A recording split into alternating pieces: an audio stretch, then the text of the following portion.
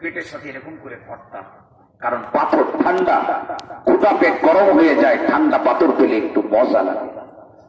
কখনো কখনো আমি আমার পেট জমিনের সাথে মিলাই দিয়ে উপুর হয়ে শুয়ে থাকতাম, যাতে জমিনের ঠান্ডা আমার পেটে অনুভূত হয়। হাদিসের মধ্যে আছে, মুসলিম শরীফের হাদিস, ভালো করে শোনেন। তো একদিন এমন হয়েছে, প্রচন্ড ক্ষুধা লাগছে, আবু হুরায়রা মুখ দিয়ে কিছু বলবে এতটুকু শক্তিও তার না। আবু হুরায়রা বলে, মসজিদে নববীতে আমি নামাজ পড়লাম, নামাজ পড়ার পরে দাঁড়িয়ে যে অতিরিক্ত আরো নামাজ পড়বো, আমি আবু হুরায়রার দাঁড়ানোর ক্ষমতা নাই, মনে হচ্ছে কেউ যদি একটু খেতে দিত, কিন্তু হাত তো পারতে পারি না, বলতে পারি না যে আমাকে দাও, বলা সম্ভব না, আমাকে দাও এটা বলা সম্ভব না, কারণ নবী আমার বলেছেন উপরের হাত নিচের হাত থেকে উত্তম। আবু হুরায়রা বলে, আমি মসজিদে নববীর ওই রাস্তা, যে রাস্তা দিয়ে সবাই বের হবে, ওই রাস্তায় যে আমি বসে পড়লাম, চুপচাপ বসে আছে, মনে মনে নিয়া খাবার চাবো না, খাবার চাবো না, তবে এই রাস্তা দিয়ে যখন কেউ বের হবে তো আমি তাকে কোরআন শরীফের একটা আয়াত জিজ্ঞাসা করব, যে কোনো একটা আয়াত। তো যখন আয়াত জিজ্ঞাসা করব, তো মানুষের ক্ষুধা লাগলে আওয়াজ ক্ষীণ হয়ে যায়, ছোট হয়ে যায়, আমার এই ক্ষীণ আওয়াজ শুনে সে বুঝতে পারবে যে আমার ক্ষুধা লাগছে, তো তার কাছে যে খাবার আছে সেই খাবার সে আমাকে খাওয়াবে। খুব চমৎকার হাদিস, বেশ লম্বা, মুসলিম শরীফের হাদিস, আমি পড়াইছি ছাত্রদের। তো আবু হুরায়রা বসে আছে, এই আমার দিক খেয়াল করে বসে আছে। তো প্রথমে বের হয়েছেন আবু বকর সিদ্দিক রাদিয়াল্লাহু তাআলা।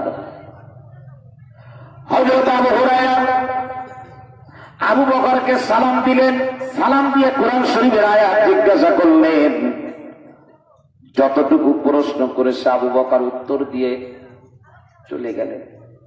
বুঝতে পারলেন না যে আবু হুরায়রা ক্ষুধার্ত।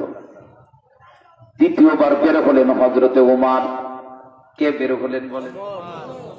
হযরত ওমরকে সালাম দিলেন, সালাম দিয়ে আয়াত জিজ্ঞাসা করলেন। ওমরও বুঝতে পারল না আবু হুরায়রা ক্ষুধার্ত।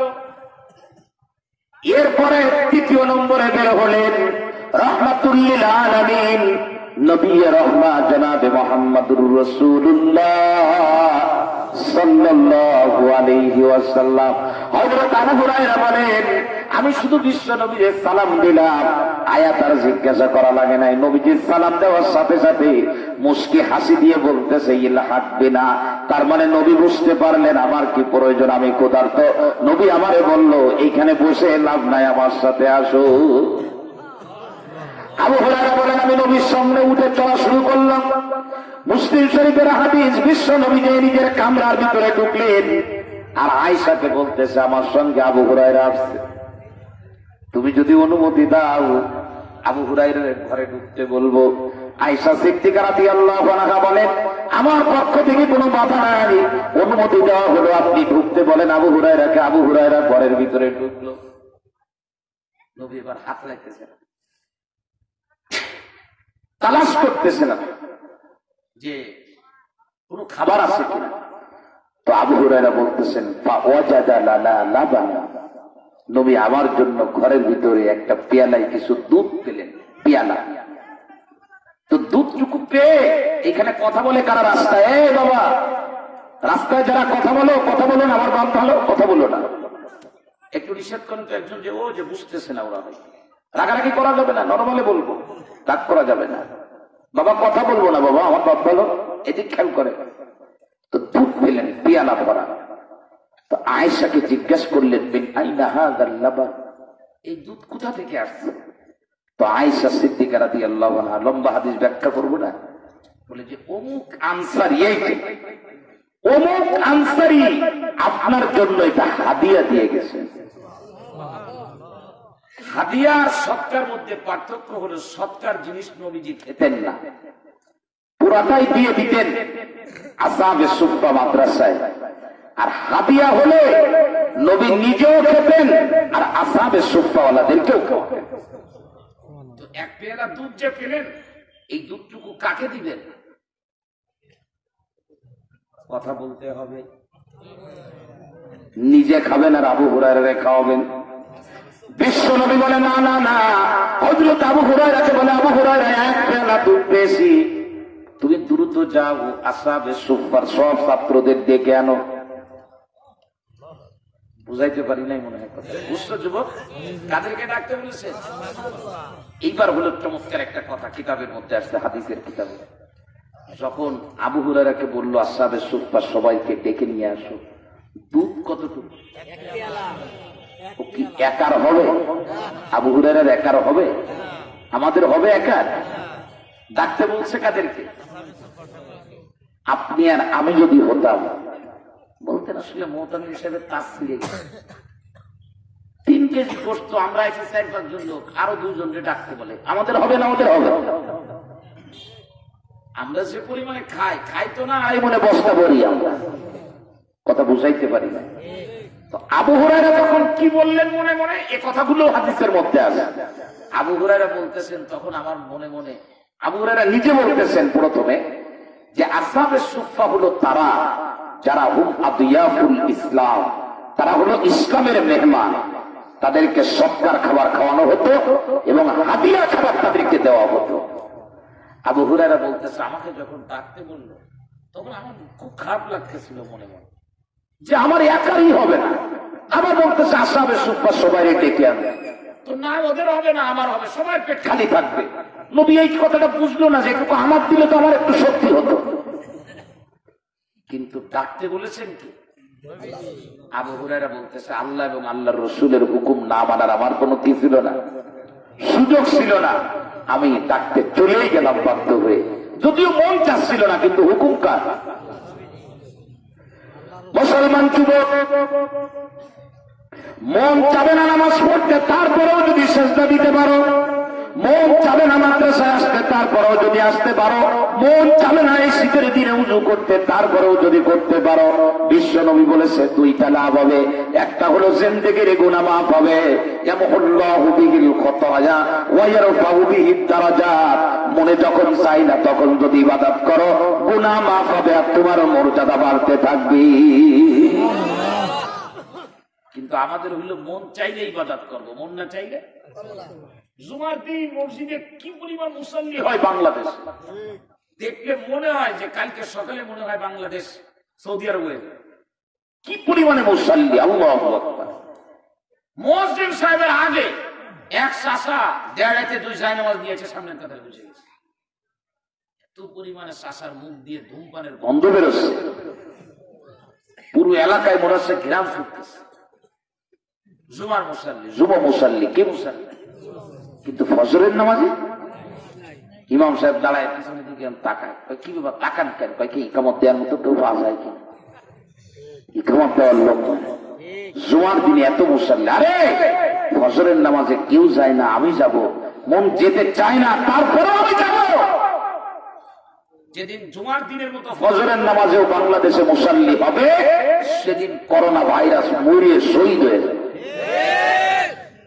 বুঝাইতে পেরেছি? করোনা ভাইরাস থেকে বাঁচার জন্য শুধু মাস্ক যথেষ্ট না। যারা মরছে ওদেরকে মাস্ক কেনার টাকা ছিল না, ওরা কি মাস্ক পরতো না? কালকে ঢাকায় দেখলাম সব হাত মোজা করে ঘুরতেছে। একজন তো দেখছি মাঝে খুলনাতে মাস্ক ছিদ্র করে সিগারেট টানছে। তো বুঝাইতে পারেন না, এই করোনা ভাইরাসের ব্যাখ্যাই বোঝেন। মাস্ক ব্যবহার করবো, এই যে মাস্ক ব্যবহার করবো, মাস্ক এটা ব্যবহার করবো, কিন্তু এই মাস্ক কি আমার বাসাইতে পারবে? হাত মোজা ব্যবহার করবো, আমাদের তো হাত মোজা লাগতেছে না। 20 সেকেন্ড করে হাত ধোয়ার কথা বলছে বিশ্ব স্বাস্থ্য সংস্থা। আমরা এই প্রচন্ড শীতের দিনে কয়বার হাত ধুই? তাতে আমার হিসাবে করোনা ভাইরাস মরিয়ে শহীদ হয়ে যাবে। এক চাষা তো এইরকম করে উজু করতেছে, এরকম করে এরকম করে। তো চাষার একজন জিজ্ঞাসা, চাষা এত বসতেছেন করোনা ভাইরাস শহীদ করে।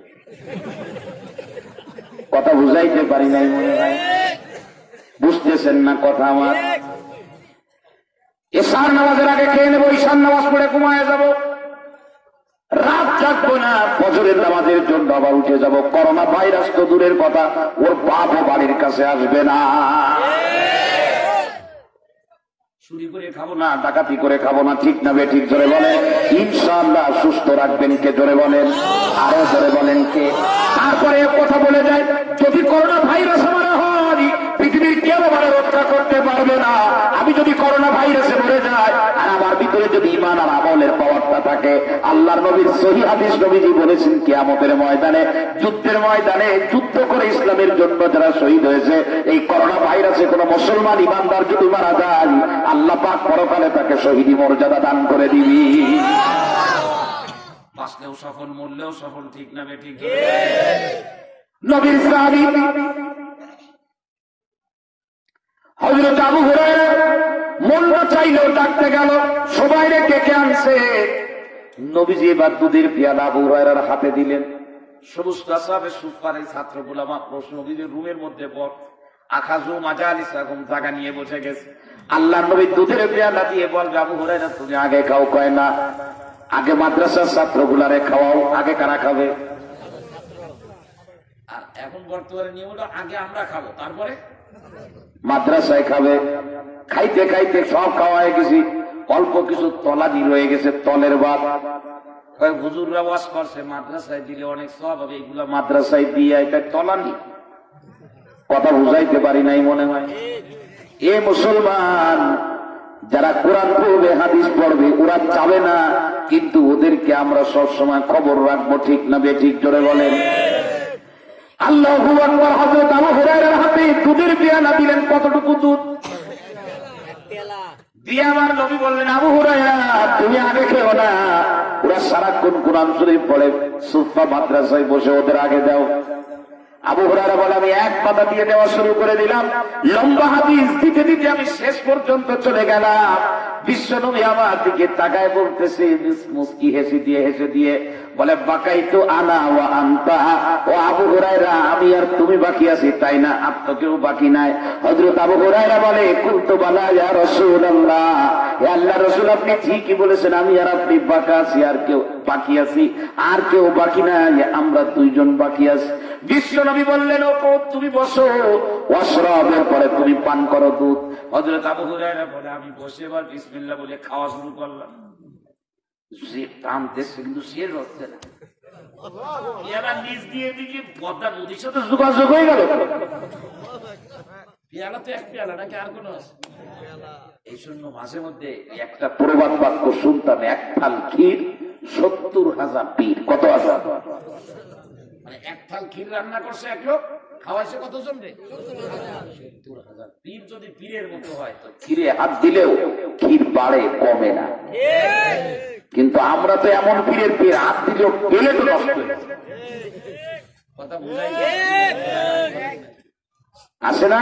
পৃথিবীর অনেক দেশে, বাংলাদেশে নাই। মুসলমান আমার দিকে খেয়াল করতে হবে। হযরত আবু হুরায়রা বলে, আমি আচ্ছা করে খাইলাম, খাইতে খাইতে পরিতৃপ্ত হয়ে গেলাম। এরপরেও থেকে দুধ রয়ে গেছে। নবীজি বললাম, এই যে নেন পেয়ালা। নবী বলতেছেন, আবার বসো, আবার খাও। তো আবার বসে আবার খেলাম। নবীজিরে দিতে গেলাম, আবার বসো, আবার খাও। তৃতীয়বার আবার খেলাম।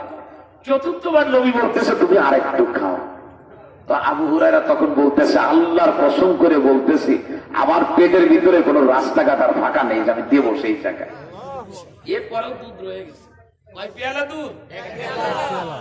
এ যুবক, আমার দিকে খেয়াল করো। ৪০,০০০ টাকা বেতন পাও, মাসে ১,০০০ টাকায় মাদ্রাসায় ফেলায় দাও। ৩৯,০০০ টাকায় ৩৯ কোটি টাকার ফায়দা পাবা। আজকে টাকা আছে, ফায়দা নাই। কেন? এর কারণ হলো, না যাকাত দেয়, না ফিতরা দেয়, না আসহাবে সুফা গুলারে দেখে, না আসহাবে কোরআন গুলারে দেখে, না আসহাবে হাদিস গুলারে দেখে। যার যা আছে সব এনজিওর মধ্যে ঢুকায়, সব শুধু এনজিওর মধ্যে ঢুকায়, শুধু বাড়ায় দিয়ে থাকে। এত বাড়ানো লাগবে না, ঠিক না বে ঠিক? জোরে বলেন। হযরত আবু হুরায়রা বলেন, আর পারবো না। বিশ্বনবী বলে, এবার আমারে দাও। মুসলিম শরীফের হাদিস। নবীজি এবার পেয়ালা হাতে নিলেন। হাতে নেওয়ার পরে পেয়ালার ভিতরে তাকায় প্রথম বললেন, যেটা আমরা হারাই ফেলেছি, প্রথম বললেন আলহামদুলিল্লাহ। এক পেয়ালা দুধ দিয়ে এতগুলো লোক পেয়ে বিদায় করলাম, তারপরে দুধ রয়ে গেছে। এই সব কেরামতির জন্য প্রশংসা কার? জোরে বলেন, জোরে বলেন। এরপরে নবী আমার বিসমিল্লাহ বললেন, আর দুধের পেয়ালায় মুখ দিয়ে নবীজি খাওয়া শুরু করলেন। খাইতে খাইতে নবীজি যখন শেষ করলেন, দুধের পেয়ালার দুধও শেষ হয়ে গেল। এই হাদিস বলতাম না, বলেছি এজন্য যে কোরআন হাদিস মাদ্রাসা মসজিদের বাউন্ডারিতে যারা থাকে তারা হলো ইসলামের মেহমান। তারা কি? আমাদেরকে যে বেতন দেন, এটা কিন্তু আমরা বেতনে চাকরি করি না। কোরআনে কারীম হাদিস পড়ে আমরা বেতন নিই না, ওটা সময় দিই, তাই আমাদেরকে কিছু স্যালারি দেয়, পারিশ্রমিক দেয়। কোরআন হাদিস যারা পড়ে তারা আল্লাহর মেহমান, ইসলামের মেহমান তারা। এদেরকে দেখবো আমরা, এদেরকে ভালোবাসবো। আল্লাহ নবীজি বলতেছেন এই মেহমানকে কে খাওয়া? তো বাড়ি নিয়ে গেছে আনসার, নিয়ে স্ত্রীকে বলতেছে নবীর মেহমানকে সম্মান করো। এক বর্ণনা। আরেক বর্ণনা আসছে অফি রিওয়ায়াতিন, অন্য বর্ণনা আসছে ক্বাল লি ইমরাআতিহি, ওই আনসারী যে স্ত্রীকে বলতেছে কি সফলতা কিসের ভিতরে, আমরা কোথায় তালাশ করতেছি? স্ত্রী ছেঁড়া শাড়ি পরে, আমার এক চাষা আসে, সে জুতা স্যান্ডেল পাই যায় না, হাতে করে নিয়ে করে বেঁচে আছে। চাষারে জিজ্ঞেস করা হয়েছিল যে আপনি স্যান্ডেল পাই দেন না কেন? কয় দিলে তো সোল নষ্ট হয়ে যাবে। বলে পাও তো নষ্ট হবে। বলে পা তো কিনা লাগে নাই, কিন্তু স্যান্ডেল তো কিনা লাগছে। জামা গায়ে দেয় না, গাড়ে করে নিয়ে করে, ময়লা হবে, আপনার শরীরও তো ময়লা হবে। ওরা শরীর ময়লা হলে সমস্যা নেই, জামা ময়লা হলে তো ছিঁড়ে যাবে। এরকম মানুষ এই জমানায় আছে, শুধু টাকা জমায়, না নিজে খায়, না স্ত্রীকে খাওয়ায়, না সন্তানকে খাওয়ায়, নিজে একটা ভালো কাপড়ও পরে না, শুধু জমা করে, শুধু জমার গল্প। এই জমা করে করে করে সব এদিকে আপনি চলে যাবেন, আপনার জমা করা টাকা কেউ বা কারা এসে একদিন অবৈধ পথে ব্যয় করবে। ঠিক না বে ঠিক? জোরে বলেন। মুসলমান যুবক ভালো করে শোনো, অন্য বর্ণনা আসছে আনসারী সাহাবী স্ত্রীকে বলতেছে আলে ইনদাকি শাইউন, তোমার কাছে কি কোনো খাবার আছে নাকি? স্ত্রী তখন বললেন লা, কোনো খাবার আমার কাছে নাই, আমারও নাই, তোমারও খাবার জন্য কোনো খাবার নাই ঘরে। মেহমান তো আসছে ঘরে, কিন্তু আমার আর তোমারই তো খাবার নাই। ঘরের মধ্যে কেবলমাত্র একটু খাবার আছে, কিন্তু সেটা কুতাসবিয়ানি, বাচ্চাদের খাবার। ছোট ছোট বাচ্চাগুলো আছে, ওদের অল্প একটু মিষ্টি মিঠাই খাবার আছে, ওদের জন্য ওরা রাত্রে খাবে। মুসলমান আমার দিকে খেয়াল করে, স্বামী বলতেছে ওই খাবারটুকু আমরা আল্লাহ নবীর মেহমানকে খাওয়াবো। স্ত্রী বলতেছে তাহলে সন্তানদের তো ক্ষুধা লাগবে, ওরা ওদেরকে কি খাওয়াবো? ওরা তো ক্ষুধার কারণে হা হুতাশ করবে, লাফালাফি দাপাদাপি করবে। স্ত্রীকে স্বামী তখনও বলতেছে, হাদিসের মধ্যে আছে, উলামায়ে কেরাম আছেন, একটু দেখে রেখেন, ফাহাল্লিলিহিম বিশাইইন, বলে সন্তানরা যেন খাবারের কথা না বলে, এজন্য ওদেরকে ছলে বলে কলে কৌশলে ভুলায় রাখবা অন্য কিছু দিয়ে। তার মানে পুতুল খেলায় লাগায় দাও। বাচ্চারা যে ছোট ছোট কাপড় দিয়ে পুতুল বানায়, দেখছেন না দেখেন না? গুলি খেলার মধ্যে লাগায় রাখো।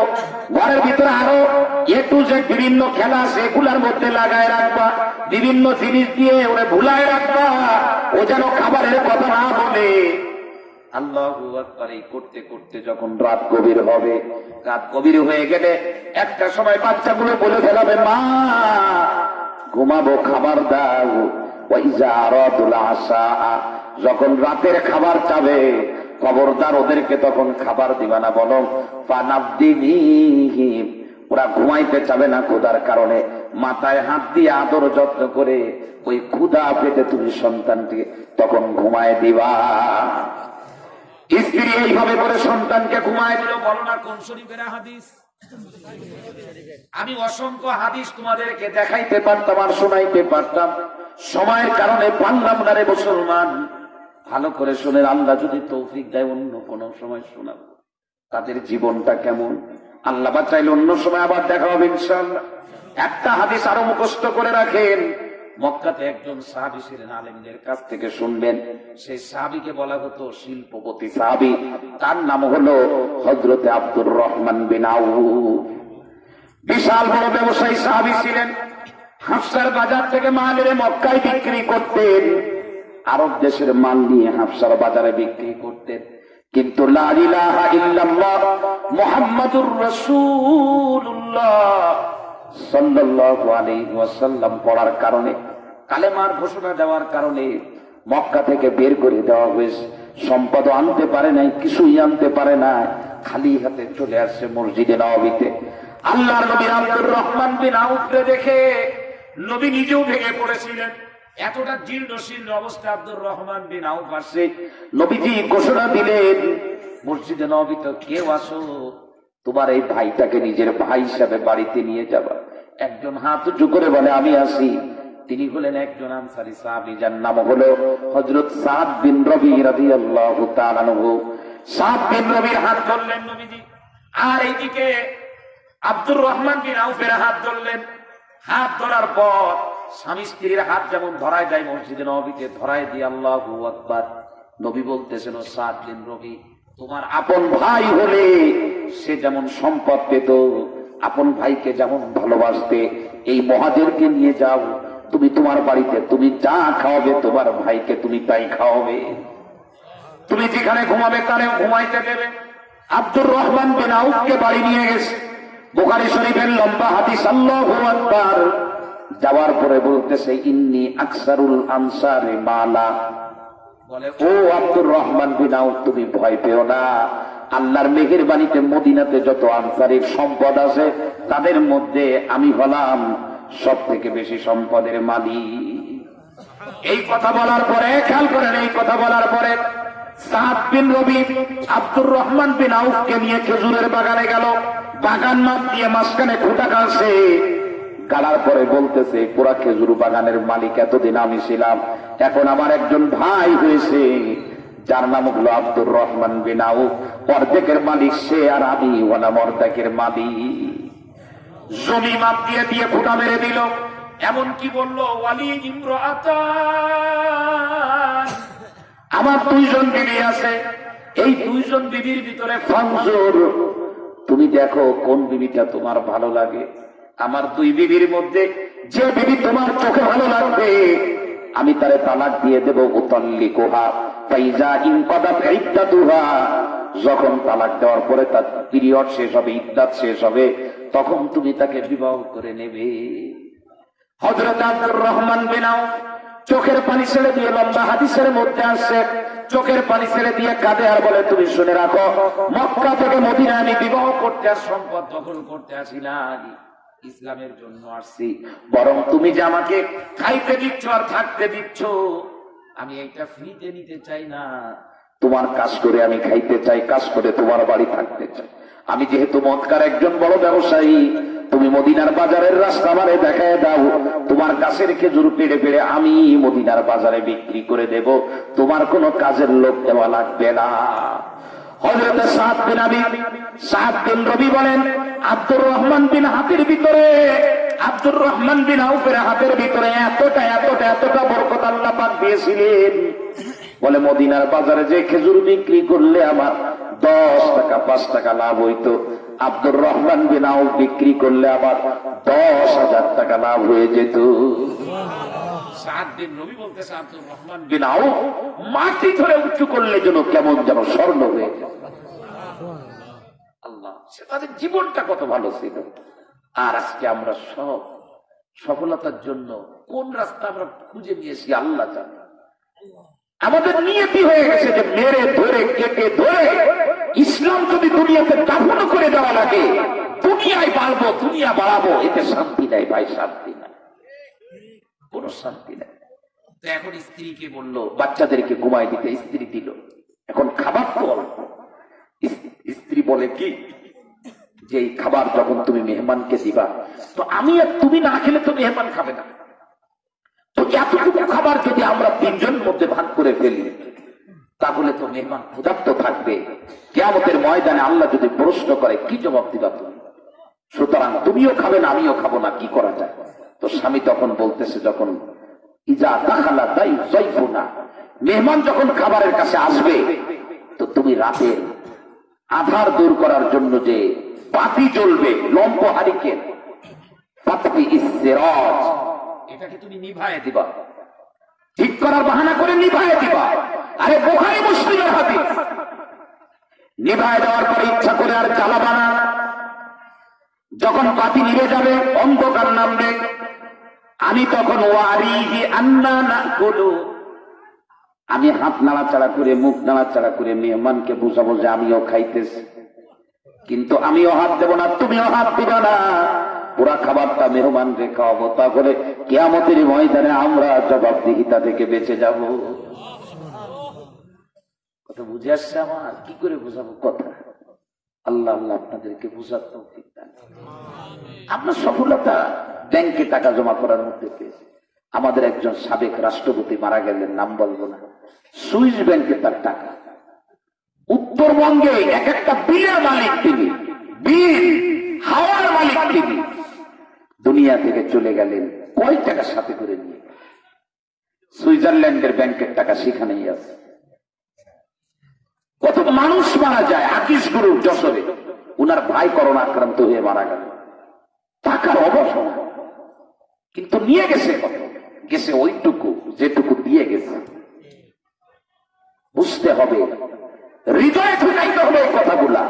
40 বছর বয়স, তোমাদের মতো যুবক আমি আমার অন্তঃকরণে একটা বিশ্বাস করি, মান সম্মান আর শান্তি পৃথিবীর কোথাও নাই, কেবলমাত্র এটা আল্লাহ দিতে পারে। এর বাইরে কিছু বুঝি না, বুঝি না, বোঝার চেষ্টাও করি না। ঠিক যখন মেহমান ঢুকলো, আলো নিভায় দিল, আলো নিভায় দিয়ে দুইজন বাহানা করলো, মেহমান খাবার খেয়ে নিল। ফালাম্মা আসবাহা, সকল যখন হলো, গদা আলান নবী, নবীজির কাছে ভোরবেলায় চলে গেল বিশ্ব নবী। এই সাহাবীকে দেখে, আনসারী সাহাবী, যার নাম সম্পর্কে কোন কোন বর্ণনা আছে, ওই সাহাবীর নাম হলো হযরত আবু তালহা। সেই রকম সাহাবী, স্ত্রীও তো করা। তার কথা বলতে গেলে আলাদা একটা মজমা লাগবে, সুযোগ হইলে ইনশাআল্লাহ পরে বলবো।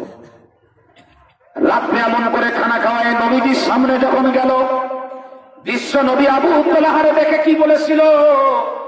লাকাদ আজিবাল্লাহু মিন শানিইকুমা বিযাইতিকুমা লাইলা, তুমি রাত্রে তোমরা দুইজনে মিলে, স্বামী স্ত্রী মিলে মেহমানের সঙ্গে যা করছো, এইটা আল্লাহ পাক মহা সন্তুষ্ট হয়ে গেছি। আয়াত নাযিল হয়ে যায়। আরেকটা হাদিস বলবো বলে শেষ করে দেব। ইয়ারমুকের যুদ্ধ, ইয়ারমুকের যুদ্ধের ময়দান, এক সাহাবীর নাম হলো হুযায়ফাতুল আদাবী রাদিয়াল্লাহু আনহু। ইয়ারমুকের যুদ্ধে তিনি যেতে পারেন না। সংবাদ আসলো যুদ্ধের ময়দানে মুসলমান শোচনীয় অবস্থা, মুসলমান পরাজয়ের মুখোমুখি, কাফেরদের দ্বারা ব্যাপকভাবে আক্রান্ত হয়েছে। হুযায়ফাতুল আদাবী তার আপন চাচাতো ভাই গেছিল যুদ্ধের ময়দানে। আমার দিকে খেয়াল করেন, উঠবেন না, উঠলে কষ্ট পাবো, কেউ উঠবো না আমরা মেহেরবানি করে। হুযায়ফাতুল আদাবী তো উঠালেন, হাতের ভিতরে একটু পানি নিয়ে গেলেন পাত্রে করে, আর মনে মনে বলতেছেন, যদি আমার চাচাতো ভাইয়ের অল্প একটু জীবন যদি বাকি থেকে থাকে, আমি তার মুখের মধ্যে পানিটা দেব, তার চেহারার ভিতরে হাতটা বুলা একটু আদর করে দেব। ইয়ার মুখের যুদ্ধের ময়দানে যে তালাশ করতেছে চাচাতো ভাইকে, ফাইজা আনা বিহি, বলে আমি তালাশ করতে করতে তারে পেয়ে গেলাম। যখন আমি তারে বললাম যে আমি কি তোমার মুখে পানি দেব, পানি দিতে গেছি তার মুখের ভিতরে, আল্লাহু আকবার, চাচাতো ভাই তখন কানে শুনলো, আল্লাহু আকবার, ফাইদা রাজুলুন ইয়াকুলু আহ আহ আহ, কে যেন দূর থেকে বলতেছে আহ। চাচাতো ভাই তখন বলতেছে, আমার মুখে পানি দেওয়ার দরকার নাই, আমার থেকে বেশি কষ্ট পাইতেছে, কে যেন আহ আহ বলে, তুমি দৌড়ে চলে যাও, তারে পানি দিয়ে আসো। বলে দৌড়ে চলে গেছি তার কাছে, যে দেখি তিনি আর কেউ না, তিনি হলেন হিশাম ইবনুল আস রাদিয়াল্লাহু তাআলা। যখন তার মুখে পানি দিতে গেল, ফাসামিয়া বিহি আখর, তিনি শুনলেন তার পাশে আরেকজন কে জানো আওয়াজ করতেছে, আহ আহ আহ আহ। হিশাম ইবনে আস বলে, আমার মুখে দিও না, যে লোকটা আহা করতেছে ওর পিপাসা বেশি লাগছে, ওরে দিয়ে আস। বলে আমি দৌড়ে তৃতীয় লোকের কাছে গেলাম, তৃতীয় লোকের কাছে যেয়ে দেখি ফাইজা হুয়া কদ মাতা, সে মরে গেছে। বলে আবার দৌড়ায় তৃতীয় জন হিসাম ইবনে আসের কাছে আসে, এসে দেখি ফাইজা হুয়া কদ মাতা, সেও মারা গেছে। আবার দৌড়ায় নিজের চাচাতো ভাইয়ের কাছে আসলাম, চাচার ছেলের কাছে, চাচাতো ভাইয়ের কাছে যখন আসছি, এসে দেখি আমার চাচাতো ভাইও দুনিয়াতে নাই, দুনিয়া থেকে চিরদিনের মতো বিদায় হয়ে গেছে। এটাই ছিল তাদের জীবন। সুতরাং পায়ের ভিতরে হাত রেখে কর করে বলে দিয়ে যাই, ব্যবসা করেন ব্যবসা ছাড়া লাগবে না, রাজনীতি করেন রাজনীতি ছাড়া লাগবে না, চাকরি করবেন চাকরি ছাড়া লাগবে না, স্টুডেন্ট লাইফ চালাবেন চাকরিতে ছেড়ে দেওয়া লাগবে না, ক্ষেত খাবার করবেন তাও বাদ দিতে বলবো না। শুধু একটা কথায় রাত 12:30টার সময় আপনাদের পায়ে হাত রেখে কর জোরে বন্ধুর মতো, ছেলের মতো, কারোর কলিজার টুকরা সন্তানের মতো বলে দিয়ে যায়, এই দুনিয়াতে সফলতা পেতে হলে সাহাবিওয়ালা জিন্দেগি গ্রহণ করতে হবে। সেই জীবন ছাড়া ইহকাল পরকালে সফলতা পাওয়া যাবে না। সুতরাং কথা আর বাড়াবো না, রাত 12:30 বেজে গেছে, কোনো অবস্থাতেই এটা উচিত হলো না।